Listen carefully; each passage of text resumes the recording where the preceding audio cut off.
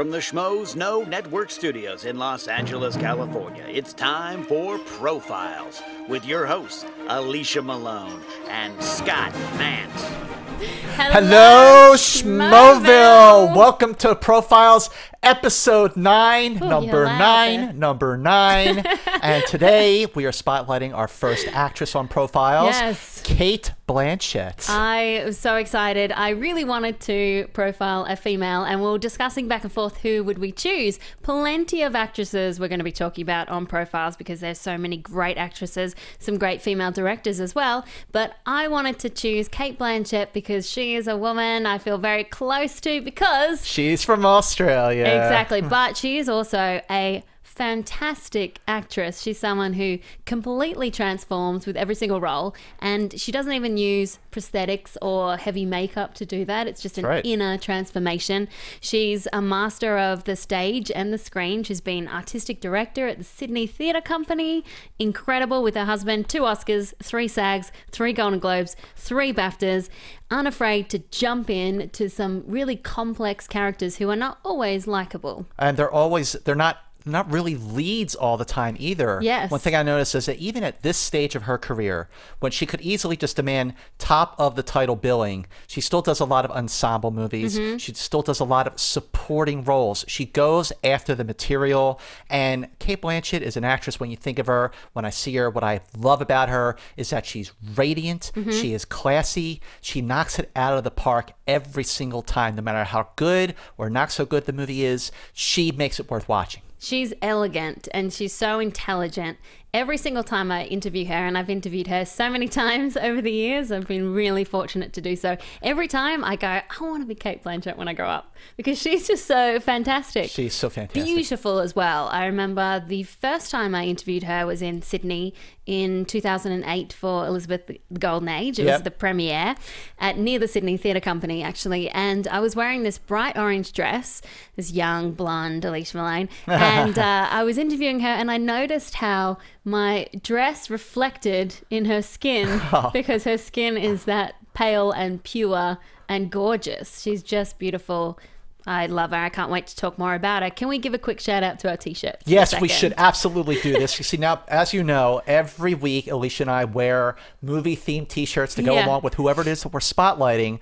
But listen, not a whole lot of Cate Blanchett shirts out there. There should be. So there should be. So to rectify that, our good friend, our pal, our #1 profile, Brett Olson, who designs all the great promos that we put on our website, all the logos, he designed for us these Cate Blanchett t-shirts that have the Profiles with Malone and Mantz logo on it. We love you, Brett. Thank you so much for doing that. Thank you so much for making this happen. We really, really appreciate it. So let's start to find out more about Cate Blanchett in our segment we call It's a Wonderful Life. Roll it. Katharine Felice Blanchett was born on May 14, 1969 in Melbourne, Australia. In 1992, Cate graduated from Australia's National Institute of Dramatic Arts, and in 1993 she won the Newcomer Award from the Sydney Theatre Critics Circle for her performance in Kafka Dances. She made her small screen debut in 1994's Australian miniseries Heartland, and she made her feature film debut in 1997's Paradise Road. But it was her Golden Globe-winning breakthrough performance in 1998's Elizabeth that really put her on the map. Cate Blanchett has been nominated for 5 Academy Awards and won twice, once as Best Supporting Actress for The Aviator and again as lead actress for Blue Jasmine. She has been married to playwright and screenwriter Andrew Upton since 1997, and they have 3 children, all sons. Blue Moon. Blue Moon was playing when? Yeah, Blue Moon. Yeah, talking to the kids, right? Yeah, I love it. Full disclosure, Cate Blanchett has actually been nominated for 6 Academy Awards. We said 5, but it was 6. So we caught that, and we're saying it now. But that's okay. That shows you how brilliant she is. She is absolutely brilliant. And a lot of actors and actresses, a lot of her friends in the business, co-stars, her peers, have a lot of great things to say about her. Yeah, so we're going to pepper these quotes throughout the show. Let's start off with Hugo Weaving, who's a fellow Aussie, a friend of Cate's, and also worked with her on the Lord of the Rings trilogy. He says about Cate Blanchett that she is incredibly intuitive, highly intelligent, physically perfectly free and playful. Nothing that, like all the actors nothing. Oh, I can't even read it. Like all the actors in the Sydney troupe, Blanchett is classically trained. I got there. She has good theatrical sense and she keeps her feet on the ground. And of course, she's just gorgeous. And Brad Pitt, who co-starred with Kate in Babel, and Benjamin Button, The Curious Case of Benjamin Button, says, you just imagine Brad Pitt saying this, "Oh, Kate, she's mesmerizing. I don't know why. It's beyond my understanding. Why we all want to work with her is she elevates the rest of us. She's got some ethereal grace and elegance that's beyond me, and it's an acute understanding of human nature. She's just exquisite. She's otherworldly." You can see Brad Pitt saying that, right? Totally see saying that. Definitely. Okay, well, our first blood. What's yours? Well, yeah, mine's a little different, I imagine, to yours because I'm from Australia. So I came across Cate Blanchett in a movie called Oscar and Lucinda, which was 1997, directed by Gillian Armstrong, also stars Ralph Fiennes.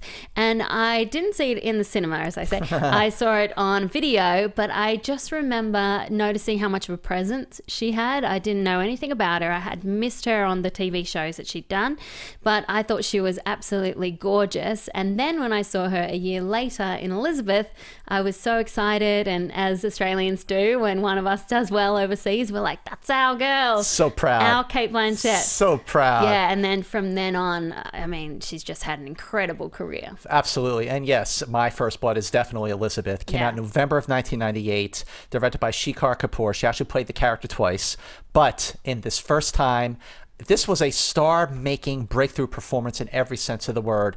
Really the coming-of-age story about Queen Elizabeth I. Definitely. An incredible, transformative, physically and emotionally, and we'll talk more about the role, but I just thought it was kind of interesting how that year Dame Judi Dench won the Oscar for supporting actress. And she also played Elizabeth. Right.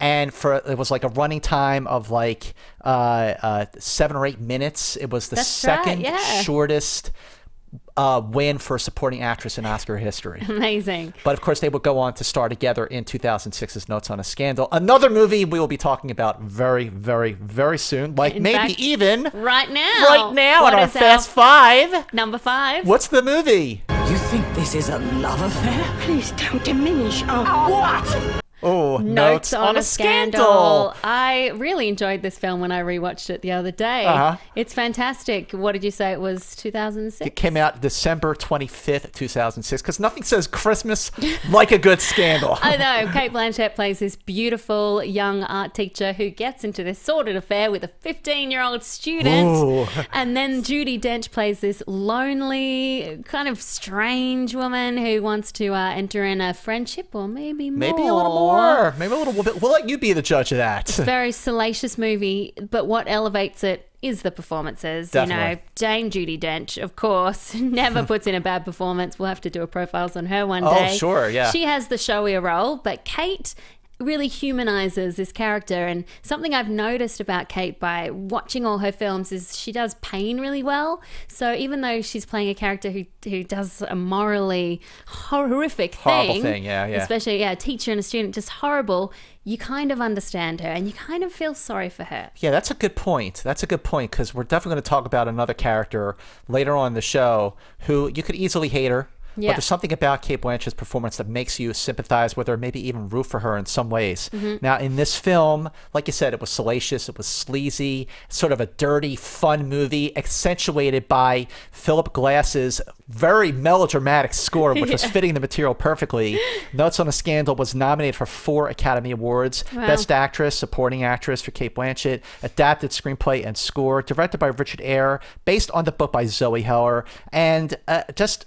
like you said, the performances really make the film, but it moves along at a really, really quick pace. And toward the end of the film, that scene where Cate Blanchett's character Sheba puts on all the makeup, dresses up, and she breaks the mirror, and goes outside where all the people have been gathered. She's like, "Here I am!" I'm like, what?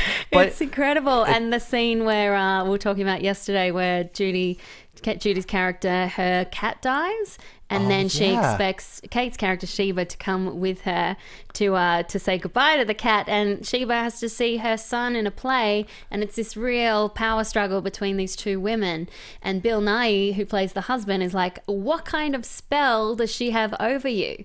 It's such a great blackmail relationship. Scene, yes, because in the beginning of the movie, you're right, Judi Dench's character Barbara, she's lonely, she's bitter. I mean, she's very, very much like in charge of like the school. I mean, people look up to her and they fear her. Yeah. And because she finds this newcomer in Cate Blanchett's character, and she's sort of circling her like a lion circles its prey. Yeah. And then she drags her in, and then when she finds out what's going on, she blackmails her into being her friend. Yeah. And it's really crazy. It's almost like a single white female type situation. Almost. But if it hadn't been for this great casting, it could have just been a completely forgettable movie, like a B-grade movie. But because of these two women, and I like how it explores two really complex female characters, and then all the relationships that they have with each other, with husbands and students, and yeah, I loved it. I like the end of the film, like she's moved on to her next prey. Yes. Whoa, you're like, oh, there she goes again. Oh God. A lot of our friends in Schmoville had to say this about Notes on a Scandal.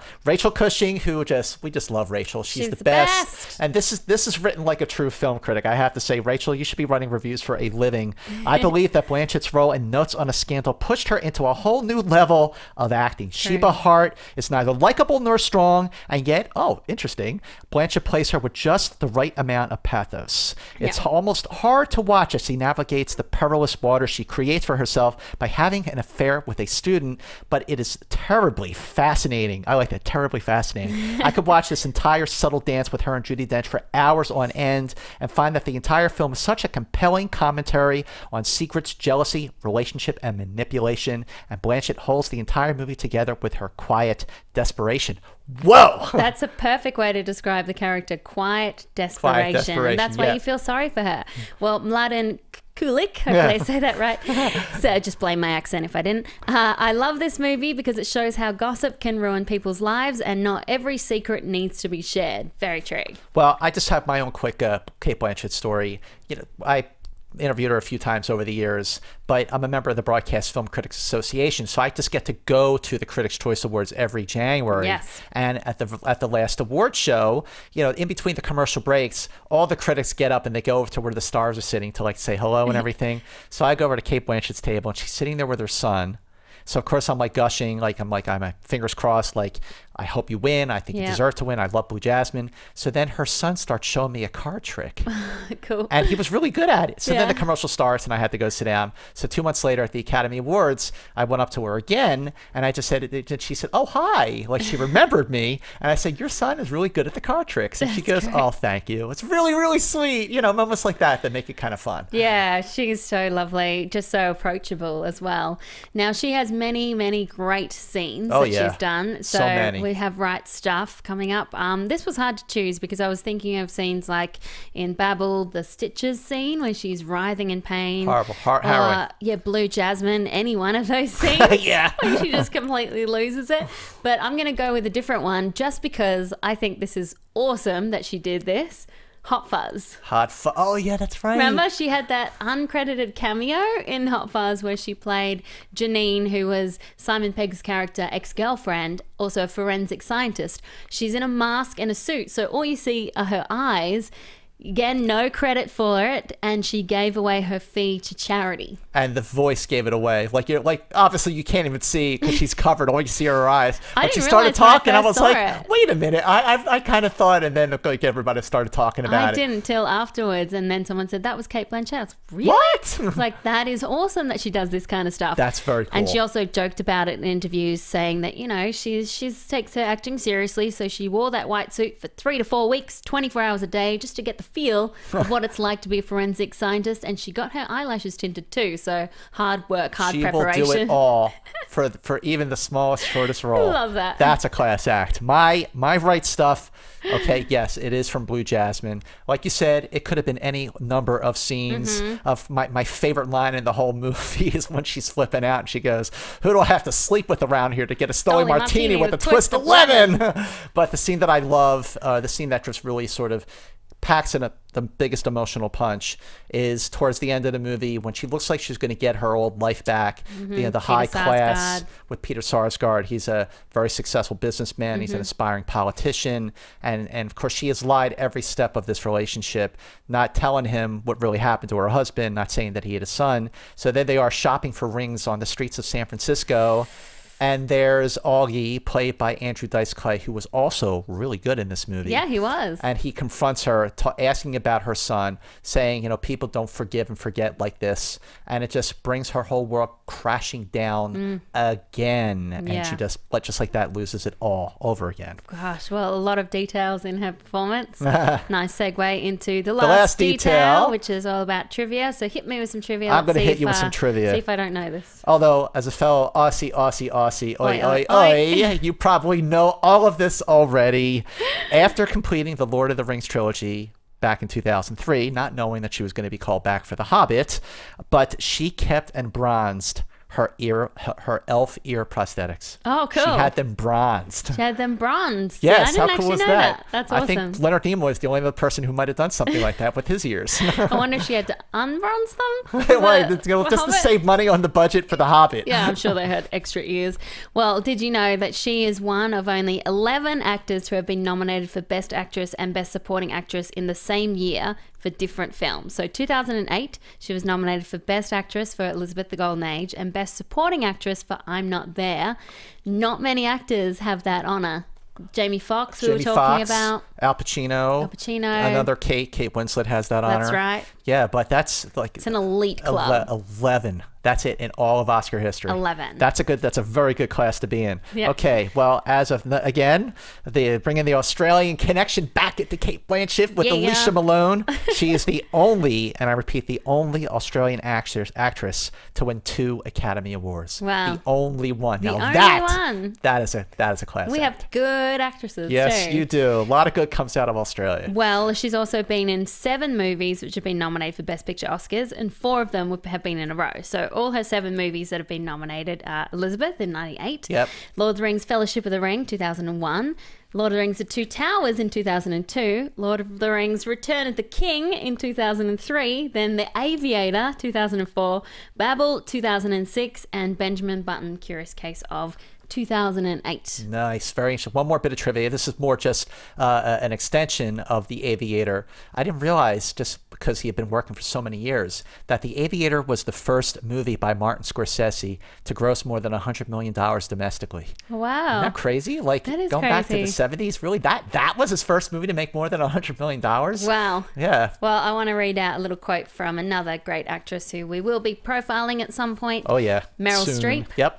Meryl Streep that says that Cate Blanchett is an actress that is not only gifted and talented, she is above all a brave actress. One has to be brave, for example, to play in A Streetcar Named Desire on Broadway. I really admire her enormously and I'd love to resemble her. I'd love to resemble her. Well, that's an interesting quote. High praise. I'd love to resemble her. Because I think people say that they are both quite similar in some respects. In the sense that they just do great work. Yeah. Well, coming in at number 4 in our Fast 5, JT. No. Richard, no. Wow. Oh, I just had to play a little bit of that. Yes. Harrowing performance Babel came out in 2006 on October 27th. Which was the same year as Notes on a Scandal and The Good German, and all 3 films were Oscar nominated in some way, shape, or form. Good year. Kate. Excellent year. She's incredible. For Kate Winslet. Yeah, she knows how to pick them. Blanchett. What did I say? Winslet. Oh, jeez. Cate Blanchett. Blanchett, yes. This movie was nominated for 7 Academy Awards. It won 1 for Best Score. But it did win the Golden Globe for Best Picture Drama. It cost $25 million to make. Directed by Alejandro González Iñárritu, who we just had to throw out, also directed the new movie Birdman. So good. Which is so incredible, but we'll get to him one of these days. Yeah, well, this is part of his Death trilogy. Yeah. It started with Amores Perros and then 21 Grams, and then Babel continued or ended the trilogy. I'm glad to see with Birdman he has lightened up a little bit. A little. Because this is a depressing movie. Very, yeah. Everything goes bad, but it's quite complex in that there's no villains, you know? It's all circumstance or fate that brought each character to this place. I love how it's these interconnecting storylines, and it's not till the end that you realize how they all connect. Yeah. It's also non-linear, so you don't know exactly when things are taking place.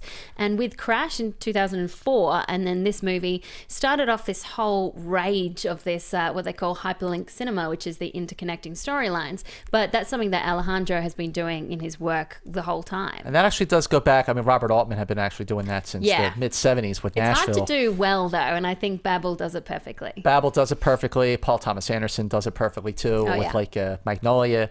But this movie, like you said, it's challenging, it's riveting, it is depressing, yes, and it's harrowing. And Cate Blanchett is not in the movie that much. She also doesn't have that much dialogue. But it's just the Powerful. physicality of her performance that resonates so strongly. She plays Susan, and Brad Pitt plays Richard. They're the Joneses. They're on a vacation in Morocco to sort of get that spark back and rediscover their marriage after something went wrong. Probably it sounds like Brad Pitt's character might have strayed. But it sort of all starts really with the sound of a rifle going off, and it just sets off this chain of events, and then, like you said, you find out at the end of the movie where it all started. Yes. But you brought up something while we were talking about this movie that I didn't think about, is what happened to the kids. I know, what happened to the kids? Because so structurally the movie is a lot like Pulp Fiction, where You've got to piece it together. You got to piece it together. So in the film,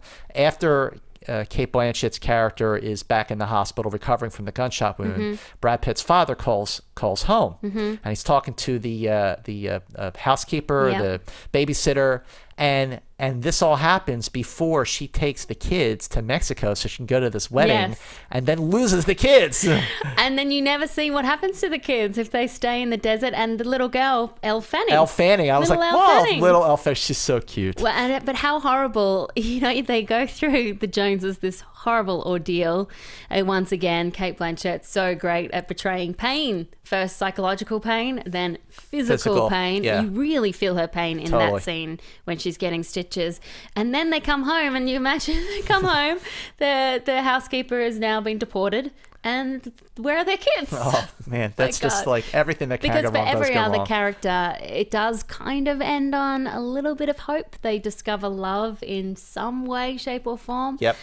But maybe not the kids. Maybe not the kids. Oh well. Well, Brad Pitt, interestingly, gave up starring in The Departed, a movie that he produced, a movie that went on to win Best Picture, so that he could work with Alejandro González Iñárritu in Babel. And then great to see the two, Cate and Brad, work together 2 years later in Curious Case of Benjamin Button. So from Schmoville, Dan Skip Allen. Yay, Dan. He says about Babel, Babel was my #1 movie of the decade in the 2000s. I love how Iñárritu puts all the pieces together. When Cate is shot, Brad goes on a tirade to get her help.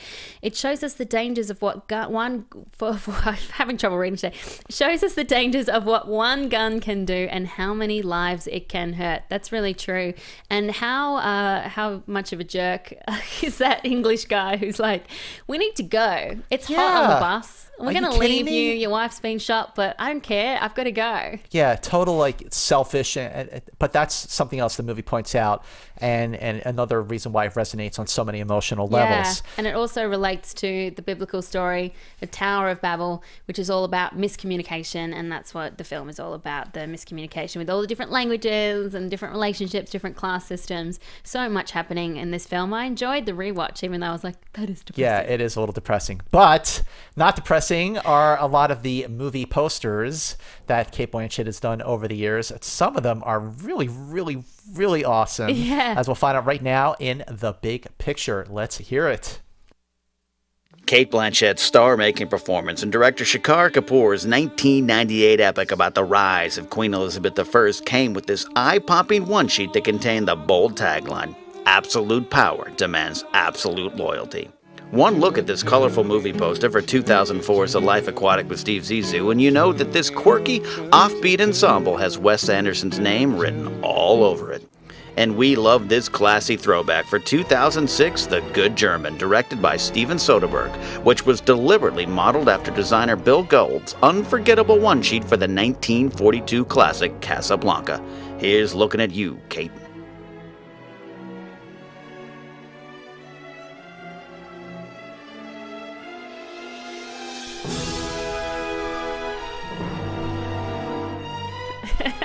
Epic music.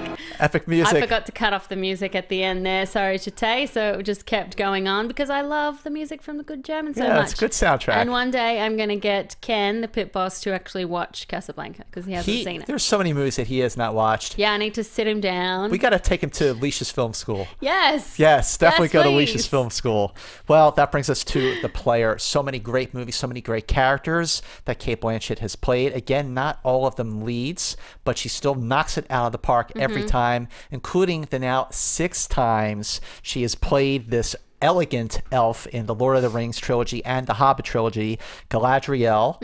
And again, radiant, exquisite. She stands out. This is a true ensemble that could really just sort of overwhelm the acting, the performances, because it's so much about the special effects and the material. But Cate Blanchett just really, really stands out in these movies. And I'm so glad that even after all her success throughout the last decade, that she still went back and did the Hobbit movies, even though they're very small roles. I agree, and she has that ethereal quality that really works for the Elf Queen. I also love when she plays a villain, like Marissa in Hannah. Great film. I mean, this was all based on fairy tales. So Marissa is the Wicked Witch, and Joe Wright, the director, also says sort of based on one of his teachers. Sounds scary. Chillingly real, as Cate always plays it. Very well dressed, and I love when Cate was doing interviews, she joked about it by saying like, I'm a horrible person and it's just now coming out in my work. But this is a role that Marissa, it's a great villain. Like she chews her scenery. It's the kind of role that they always say it's better to play the villain because you get the better role, the better lines. And that's very obvious in this movie. You can just tell that Cate Blanchett is relishing the part to play someone so deliciously evil. She is a ruthless lunatic in this movie. Now I wanted to talk about an Australian character, Tracy, from a movie called Little Fish. In 2005, straight after doing The Aviator, this is why I love Cate, she went back to Sydney to do an indie film, and she played a recovering heroin addict who's struggling to stay clean when everyone around her is trying to drag her back into that world. She's unbelievable in the character, of course, and she just says it's just so amazing that she went straight from playing Katharine Hepburn, who was so glamorous in Hollywood, to this character Tracy, who was greasy-haired and wore unflattering clothes, and she just makes that switch so effortlessly. Well, the other role that we have to mention in our player is Bob Dylan. Or as in like this film, a facet of Bob Dylan's personality. And the character, the facet she plays is Jude, which I love. But the way she plays Jude Dylan, I felt like, despite the fact that it was one of only 3 times in which an actor was nominated for a performance in when they played a member of the opposite sex. The other 2 were Felicity Huffman and Linda Hunt, that she was the best persona, the best personality of Bob Dylan in that movie. Todd Haynes, real avant-garde gonzo kind of film, but I love it. I love it too. And the most amazing thing about this performance is how quickly you forget that it's a woman playing a guy. Right, totally. That ends up being the least interesting thing, because Cate, as she does with all her characters, completely embodies Jude, and it's fascinating to watch. Also wanted to give a big shout out to our profilers who's been running these great brackets. So if you want to participate in these brackets, and now on our Facebook page, which are profiles on the Schmoes Know Network with Malone and Mantz, so make sure you go and like that page if you want to get involved, because this is really fun. So like it anyway. So Rachel Cushing, she was in charge of this one. She wanted to be in charge of the female bracket, and so they pitted 2 of Cate Blanchett's performances against each other, and Steve Zissou, who starred in The Life Aquatic with Cate Blanchett, and Rasika also helped to roll these out. They got down to Elizabeth versus Katharine Hepburn, and Jasmine versus Galadriel, and then it got down to the finals, which was Jasmine versus Hepburn, and Jasmine wins. Jasmine, go Jasmine, yes. So according to profilers, that is her best performance, and I think we both agree. And wait till you see who we're going to have on our brackets next week. We'll get to that a little later in this show. So excited. But we want to take this time right now to make a couple of announcements. First, Like Alicia said, please go to our Facebook page, which is Profiles with Malone and Mantz on the Schmoes Know Network. Yes. Like the page, share it with all of your Facebook friends, and I mean really just push it. Just annoy them. We just annoy them, like, because we want people to watch this. You know, we love doing the show. We know you love watching and listening to it on iTunes, which brings me to my other point, where even if you are watching the show on YouTube, please go to iTunes and not only rate and review us, but subscribe to Profiles on iTunes, because some problems we've had lately where even if you think you've already subscribed, the odds are that you will have to resubscribe. So please stop what you're doing, put the show on pause, go to iTunes, go to Profiles, subscribe, rate, and review us. We really need this to survive. This is very, very, very important. You can also watch us on YouTube, which is youtube.com/schmoesknowpodcast. You can see all the shows from everyone that they've been doing: Guilty Movie Pleasures, Jedi Alliance, the main Schmoes Know movie show, and of course Profiles. So give us a little comment, because we read all of them. We try to respond to every single one if we can. It's all about you, because we know you love movies just as much as we do, and we think you know just as much about Cate Blanchett as Alicia Malone. Let's see. In quiz show. You ready, my friend? I'm going to hit you up. I'm just throwing you a bone here. If I get it wrong, I'm going to blame my cold. I'm throwing you a bone. Oh, I got one too. I got one too. Oh, well. Doesn't surprise me. Here's the deal. Are you ready for this? Yeah. Okay. In the movie Blue Jasmine, yes, what is Jasmine's real name? Janine. Right? Is it Janine? Yeah. Is it Jennifer? Yeah. Is it Jeanette? Or is it Janelle? Actually, it's Jeanette. Okay! She wins again! Almost got it wrong, but then every time she gets this right. And I probably gave you my cold when we were sitting next to each other watching Nightcrawler yesterday. Yes, thank you. Okay, here's one for you. Which of the following Oscar-nominated roles did Cate turn down? Ooh. Was it Roxy Hart in Chicago? Was it Virginia Woolf in The Hours? Or was it Sarah Pierce in Little Children? Oh, man, that is tough. Hard. Oh, that's a tough one. Sorry. Oh, say that again. The A, B, and C. Say that again. Roxy Hart. Roxy Hart, okay. Virginia Woolf in The Hours, or Sarah Pierce in Little Children? Is it Roxy Hart? It is. You just gave me the answer. I wanted you to win. You just winked at me. I want you to win. Oh, you're so nice. That was... Thank you for being so generous. I appreciate that. Thank you. This way I don't look so bad. Let's go. I just realized how hard it was, so I was like, I'm going to help you out. But that's a great question. That's the kind of question we should be doing in quiz show, by the way. Have we seen Cate sing before? No, that would be interesting. No. Roxy Hart. Oh, that would have been great. Oh, well. Oh, there's still plenty of time for her to do a musical. Yes. Coming in, back to our Fast Five. Yes. Coming in at number 3 on the Fast Five, my friend. Let's hear it. Hunt the flesh, kill the flesh, eat the flesh. That's the male sex all over. The Aviator, released on December 25th, 2004. Directed by Martin Scorsese. This movie was nominated for 11 Academy Awards. It was the most nominated movie of 2004. Won 5, including number 1 for Cate Blanchett, Best Supporting Actress. Incredible. Plays Katharine Hepburn, who is one of my favorite actresses. We will definitely be profiling her at some point. Sure, She's so iconic.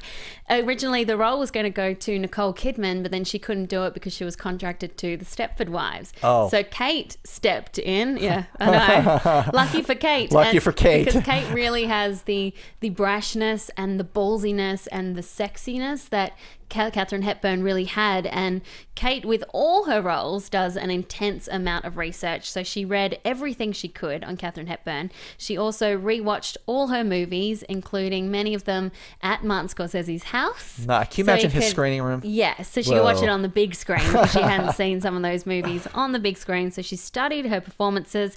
But what is so remarkable about this performance is that it moves well beyond being an imitation. Absolutely, it does. You're right. She humanizes the character, and it is a fully realized character. And after a little while of saying, oh my gosh, she does look like her and she sounds like her, you get lost in the character. In it. Sure, and that's crucial. The word humanizes her, because anytime you play a larger-than-life role, even someone like Katharine Hepburn, you run the risk of imitation. You run the risk of mimicking. And mighty fast, I have to say, Cate Blanchett dispenses with that and humanizes the character. Yes. This is the only time in Oscar history that an actress won an Oscar for Yeah. playing an Oscar-winning actress. So cool. And like you said about all the research that Cate Blanchett did for this role, among what you said, she had freckles painstakingly painted on her face, on her shoulders, on her chest, so she could look as much like Katharine Hepburn as possible. But some of the scenes where I felt like she really did humanize Katharine Hepburn is that scene after Howard Hughes crashes his plane and he goes home and they're just having a moment in the bedroom. She's tending to his foot and she just goes something like, "Be careful not to let people in," like, because they're both getting famous, him now, or they'll turn us into freaks. Like, it was an interesting choice of words that really shows the vulnerability of someone like Katharine Hepburn, who's this world famous actress, that she has insecurities and she's guarded about her fame. And like when it showed her at her home with her family, she was just she was Katie. Yeah, she's Kate. She was Katie, yeah. And I love that line that she says, you know, fame's supposed to be my turf, when she gets a little jealous of how famous he's getting. Obviously, this is Leonardo DiCaprio's film, but I feel like whenever Cate Blanchett is on screen as Katharine Hepburn, she shines. Yeah, I feel like she stole the movie. Yeah, she's the brightest spark in the film. And Leo, we will also get to on profiles, because no one plays insane and obsessed quite like Leo. Of Leonardo DiCaprio profiles is absolutely on the cards. He would be a great profile, no question about it.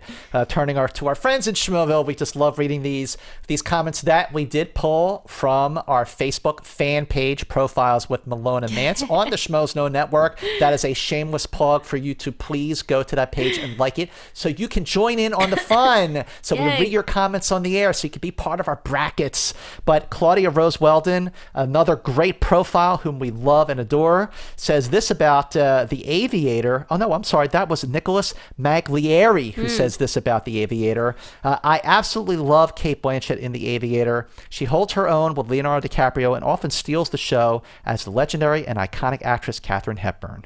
She loses herself in the character, just like we said, making it hard to remember which one is on the screen. She gives the character depth while still accurately portraying her quick wit. Yeah, well, Liam Logrand says, my favorite Cate Blanchett performance is in The Aviator as Katharine Hepburn. She perfectly embodied her physical attributes and characteristics, as well as that voice. She stole the show for me, and I wish she was in it longer. An Oscar well deserved. Also wanted to read out a quick quote from our guy we profiled last week, David Fincher, who of course worked with Cate Blanchett in Benjamin Button, and he says about Kate, I always say everyone was lucky enough to be in a Cate Blanchett movie. Great quote. Great quote. Great quote from a great director. And listen, Cate Blanchett has great movies. She has some underrated films, overrated films, and maybe an awful one. But not that never her fault. a bad performance. Never a bad performance. Yes. In our section, we like to call the good, the bad, the ugly for our overrated, underrated, and just plain awful. Alicia, what is your underrated Cate Blanchett movie? My underrated is Life Aquatic with Steve Zissou. I love Cate Blanchett as the journalist. It's sort of Wes Anderson's Jacques Cousteau, Moby Dick type story. I feel like it just gets a bad rap because it's not Royal Tenenbaums, and people hold it up to that same high standard. It still shows remarkable ability from Wes for his production design and his directing style, and I thought Kate was wonderful in it, but everyone just says, yeah, it's not as good as Royal Tenenbaums. It's hard to follow. It's like when Scorsese followed Raging Bull with King of Comedy. Yeah. You know, it's like, I mean, now King of Comedy is seen as a great movie, just like Life Aquatic is. But my underrated is actually a movie called Heaven, which came out in 2002. It's directed by Tom Tykwer, who directed Run, Lola, Run. One of my favorites. Definitely one of the best movies of 1999 when that came out. What a great year that was. But the problem is that this movie was not Run, Lola, Run. It was a much slower, intensely paced, suspenseful movie about a woman who is trying to avenge the death of her husband and gets mixed up in the wrong side of the track, so to speak. She goes to jail and has a love affair with this cop Scott, played by Giovanna Ribisi. It's a very intense movie. She shaves her head in the last part of the film. That's right. And this was supposed to be part of a trilogy called Heaven, Hell, and Purgatory. They never got past Heaven, and it's too bad because this is a really interesting film, and I would love to have seen where this character was going to go. Well, Cate and Giovanni also starred in another movie, which is my overrated, called The Gift. Oh, The Gift, yeah. Remember The Gift? It's just because it got very predictable, and tonally it's very uneven. Kate's great in it, but Sam Raimi, not a great movie. It came out in 2000, I think. Yeah, not a great film. My overrated. I say overrated to the extent that I know people who liked it, even though if they didn't love it, was Bandits. Oh, yes. Which came out in 2001. She was funny. She was funny. It was good to see her doing in a comedic role. And Billy Bob Thornton and Bruce Willis play bank robbers who take her hostage. And they both fall in love with her. Directed by Barry Levinson, not one of his better films. But I think you and I can both agree on the awful. Yes. Indiana Jones and the Kingdom of the Crystal Skull. Yeah, where Cate played Dr. Irina Spalko, KGB agent. She did her best, but the film just had so many problems. You know, I have to say, I went back and I reviewed the film. I gave it a pretty positive review. What? Because I just got wrapped up in the return of Indiana Jones. Oh, yeah. It was just so great to see. Easy to do. You're just like, yes, we're getting he's another back. one. And it wasn't until like years later that I went back and watched it again. I went, ooh, yeah, not great. But so good. What is great are the reactions to some of Kate's underrated and overrated movies. Yes. About Hannah. Brian Williams, not the newscaster, says, featuring a great villainous turn by Blanchett as Marissa Weigler. The film really grew on me after repeated viewings and is now one of my favorites that she's done. Well, Tyler Myers says that Veronica Guerin is underrated. Yeah, it is. He says, I remember watching it back in high school and I was fascinated by what this reporter went through and as an investigative journalist, and Blanchett, as always, was fantastic in the role. And as the awful, yes, our friend Adam Johnson also agrees with us about Indiana Jones and the Kingdom of the Crystal Skull. It wasn't her fault as much the over-reliance on CGI. That said, her performance really didn't make her a memorable indie villain like Ursula or in Last Crusade or Belloc in Raiders, but she wasn't bad. The script just didn't help her or anyone else all that much. Very true. Well, let's go to another great film of Cate Blanchett's. Our Fast Five number 2 is... I am not your Elizabeth. I am no man's Elizabeth. Yes, Elizabeth. Yes, came out on November 8th, 1998, directed by Shekhar Kapoor, nominated for 7 Academy Awards and won 1 for makeup. This was Cate Blanchett's first nomination for Best Actress, and she lost to... Gwyneth Paltrow. From Shakespeare in Love. Which also starred Joseph Fiennes. And also starred Jeffrey Rush. Yes, that's Those guys were both not bad.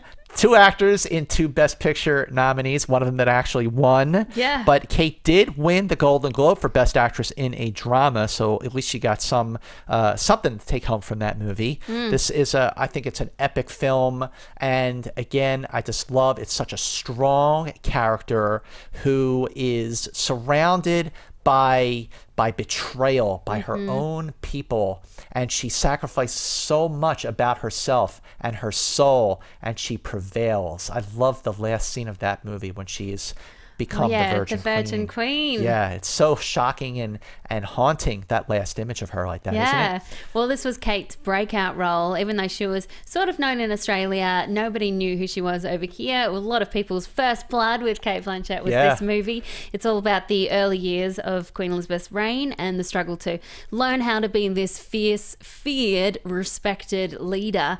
I love how Cate, even though, it's not historically completely accurate, but I love how Cate embodies so many different facets of the personality of this Queen Elizabeth. Sexy and youthful and fun and in love, and then turns to like fierce and strong and really comes into her own. She just the transformation is incredible. She also, of course, studied really hard to prepare for this role. She shaved her hairline so she would have a higher forehead or a 5 head, much like I have. And no, you don't. she read a lot of Elizabeth's letters because she felt like if she read the books on Elizabeth, that maybe the person who wrote the book might be tainted guided by their thoughts on Queen Elizabeth or their thoughts on a female monarch. So she wanted to read everything from Elizabeth's perspective. So she really got into that. Interestingly, Shekhar Kapur found Cate Blanchett through the trailer for Oscar and Lucinda. The trailer. So he didn't watch the whole movie. I think he saw the trailer. He was like, that's it. The one. Because other actresses considered for the role include Nicole Kidman, Kirsten Scott Thomas, Emily Watson, Juliette Binoche, Helena Bonham Carter. And I understand that Meryl Streep was actually turned down for this movie. Wow. Only the third time that ever happened in her career. Yeah. But I love the review from Entertainment Weekly about Elizabeth, written by Lisa Schwartzbaum when the movie came out in '98. She says, when Cate Blanchett announces her feminist declaration, "I am no man's Elizabeth," she makes us know that she most definitely is not. And she calls her performance blissfully unactressy. I love that. Blissfully unactressy. And her co-star Jeffrey Rush in Elizabeth had this to say about Cate Blanchett: "I had seen one of Cate's school productions and was pinned to my seat thinking, who is this extraordinary creature with this maturity of performance, who yet is still in drama school. Even when she's doing nothing, you get this interplay between vulnerability and assurance, flickering from one to the other, which I think for the Queen is breathtaking." Yeah, yes. I love that. And I love Cate in this role. I love what you said about that, the quote that I am no man's Elizabeth.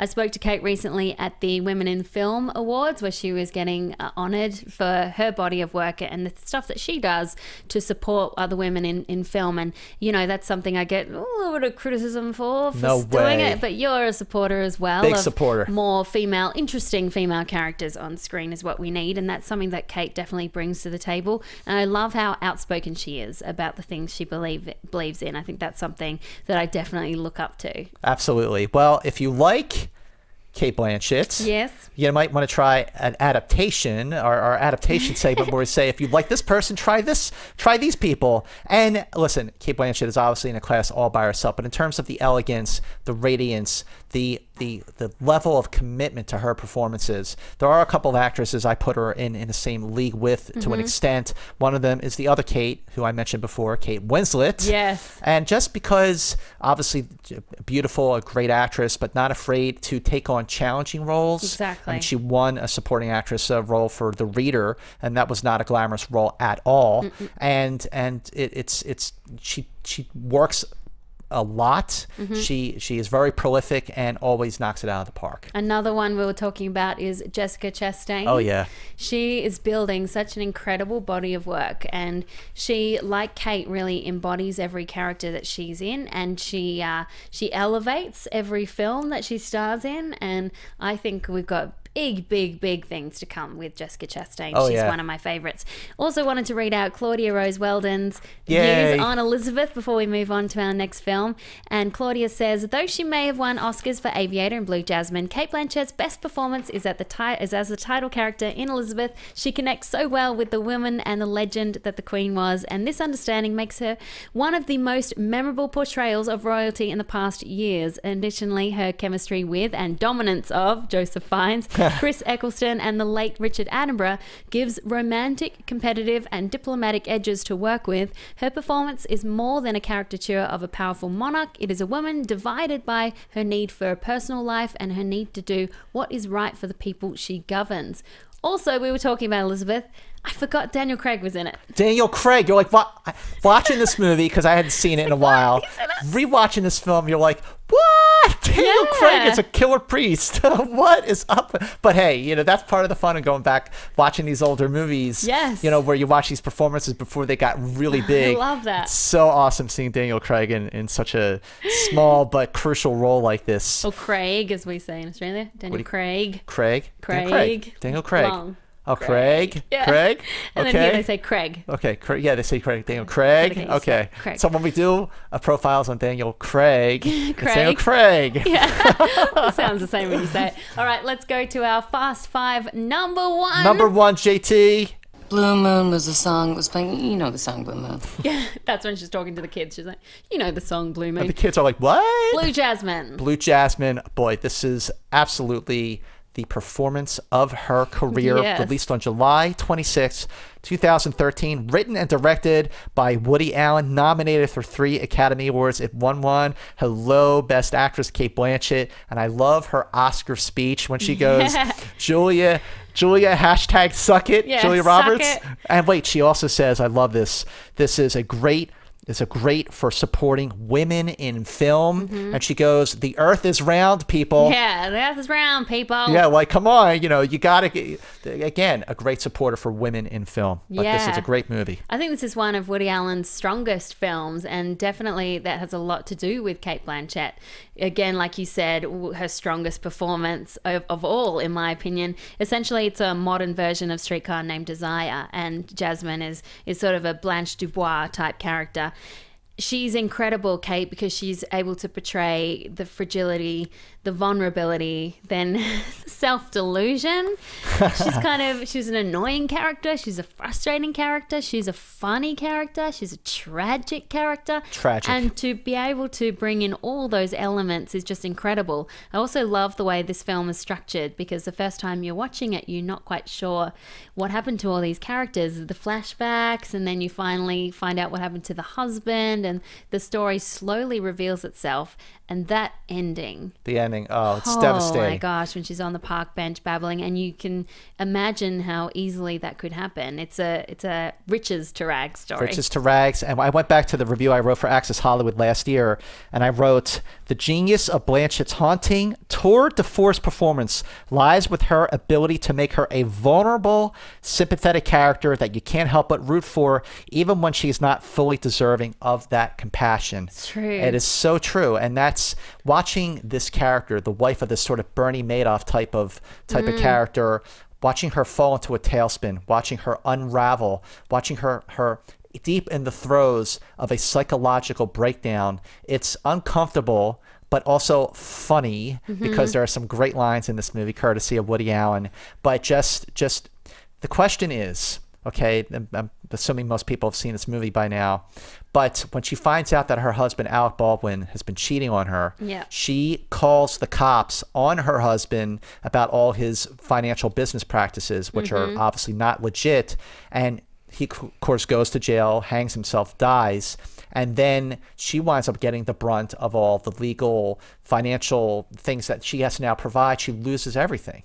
So do you think she did the right thing by turning in her husband? I think so, but I think she obviously didn't realize the repercussions. Right. So she should have been a little smarter and maybe got him to sign a few things, waiving any liability from her before she did that. I guess she didn't realize how much of a snowball effect this would happen. Desperate.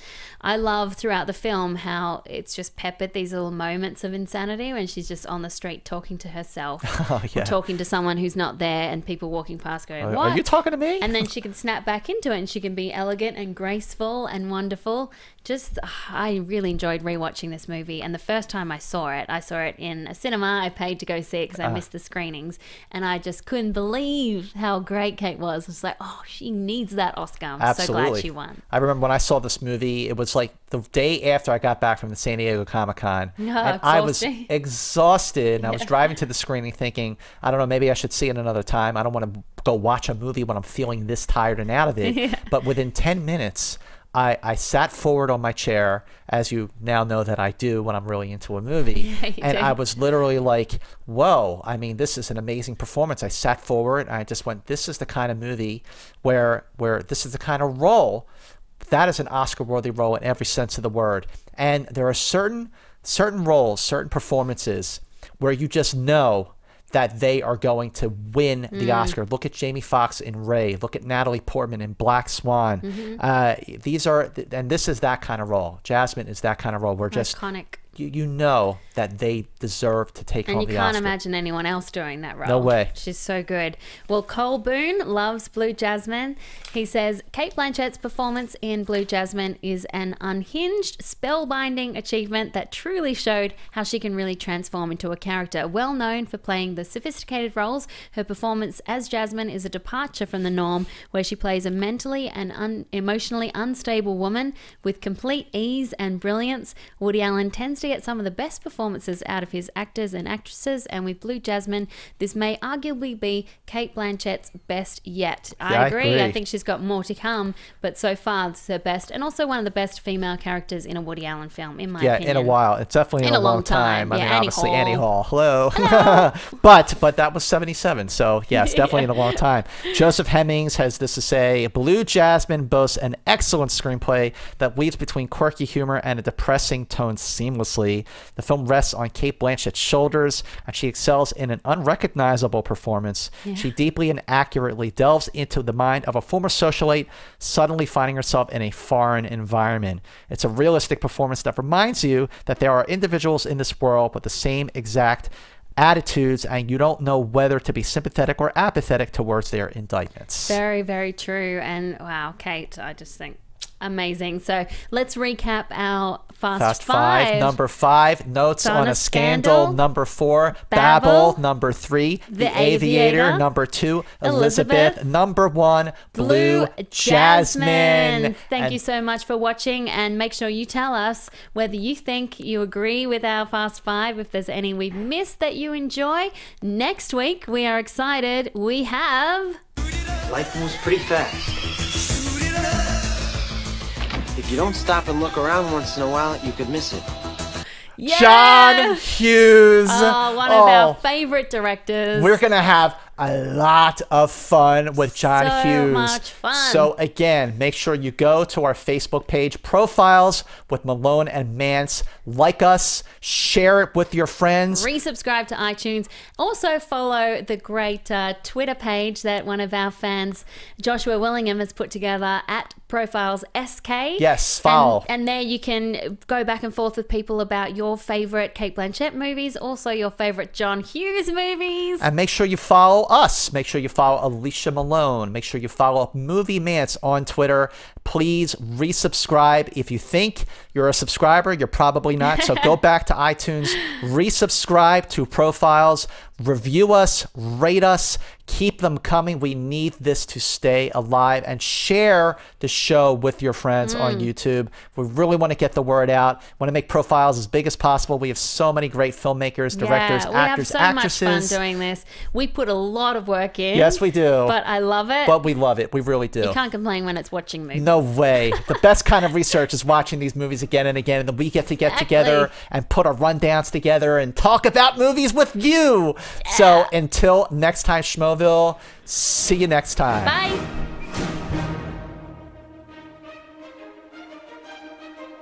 From producers Christian Harloff, Mark Ellis, and the entire Schmoes Know Network crew, we would like to thank you for listening to Profiles with Alicia Malone and Scott Mantz. Special thanks to Kevin Undergaro and Maria Madunos, the author of Every Girl's Guide to Diet and Fitness, in stores now.